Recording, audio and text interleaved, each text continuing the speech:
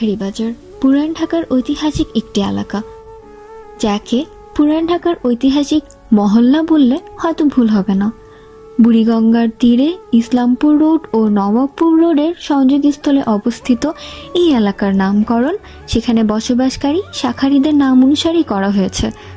শাঁখারীরা বংশগতভাবে শাঁখা তৈরির কাজে নিয়োজিত। তখনকার সময় এই শাঁখারীদের তৈরি শাঁখার জন্য ঢাকা বিখ্যাত ছিল। ঢাকায় তাদের আবাসিক এলাকা ছিল শাঁখারীবাজার, যা এখনও বহন করছে সেই ঐতিহ্য। কথিত আছে, বল্লাল সেনের শাসনামলে পূর্ববঙ্গে শাঁখারীদের আগমন ঘটে। সে সময় বিক্রমপুরে শাঁখারীবাজার নামক এক বাজারে তারা বসবাস করতেন। পরবর্তীতে 17 শতকে মোগল শাসনামলে খাজনাবিহীন লাখেরাজ জমি প্রদান করে শাঁখারীদেরকে ঢাকা শহরে নিয়ে আসা হয়। জেমস ওয়াইজের 1883 খ্রিস্টাব্দের বর্ণনা অনুসারে তখন ঢাকায় প্রায় 835 জন শাঁখারী বসবাস করতেন। বলাই বাহুল্য যে তারা যে অঞ্চলে এসে আবাস গড়েন তাকেই বর্তমানে শাঁখারীবাজার হিসেবে অভিহিত করা হয়। 17 শতকের মোগল সুবেদার ইসলাম খাঁর সেনাপতি মির্জা স্বাধীনতার পর শাঁখারীরা আবার উক্ত স্থানে বসবাস শুরু করে।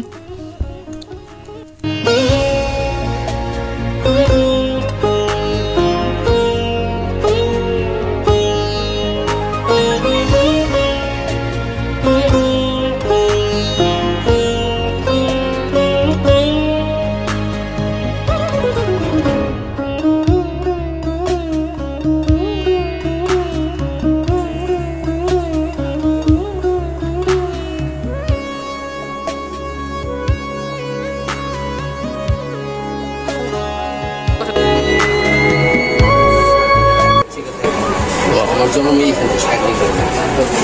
এইখানে জন্মস্থান, এখানে মাতৃভূমি, ঠিক আছে, এই দেশেই পর দাঁড়ায়। আমার নাম সুকুমার সেন। আগের থেকে চেঞ্জ বলতে গেলে মানে আগে আমরা যেই দক্ষতাগুলো আমরা পেতাম, যে সম্মানগুলো পেতাম, এখন আমরা পথঘাটায় বসে এখন আট নিয়ে আমরা ওই কড়াবাটি, কুলো, চালন এটির মধ্যে আমরা এখন মোটামুটি জীবন বাঁচাচ্ছি।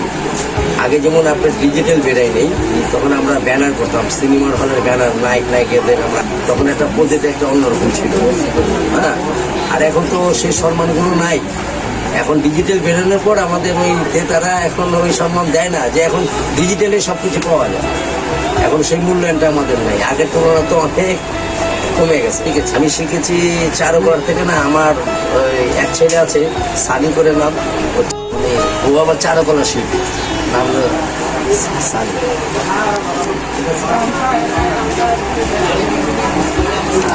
এখন বর্তমানে এই পোড়াবাটি নিয়ে বেঁচে আছে।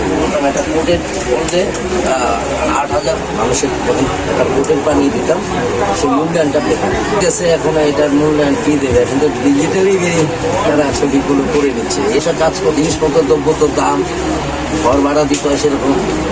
হ্যাঁ, এখন আমাদের টিকে থাকা নেই। আমাদের যদি একটা কোনো মনে করেন প্যারালাইসিস হয়ে যায় বা আমরা অসুখে ভুগি, আমাদের দেখার মতো কেউ নেই।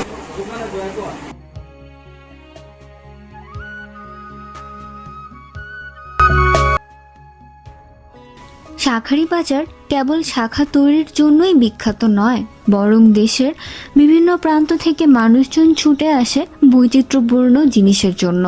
শাঁখা ছাড়াও এখানে সংখ্যালঘুরা বিয়ে এবং পূজা সহ নানা উৎসবের প্রয়োজনীয় রকমারির পসরা সাজিয়ে বসে।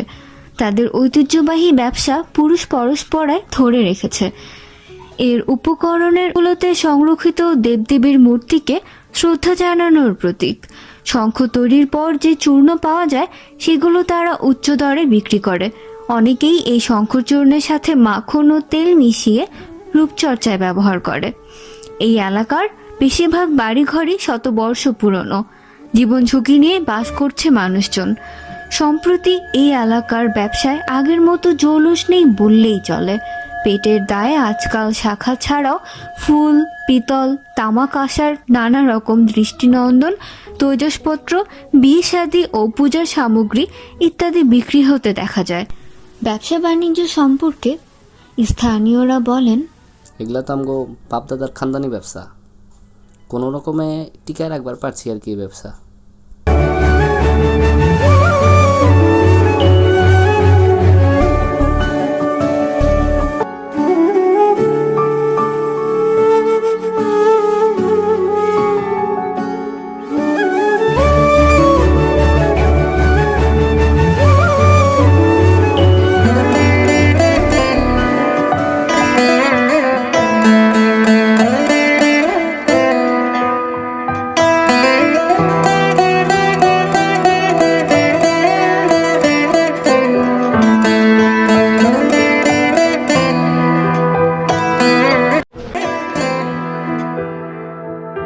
Thank you.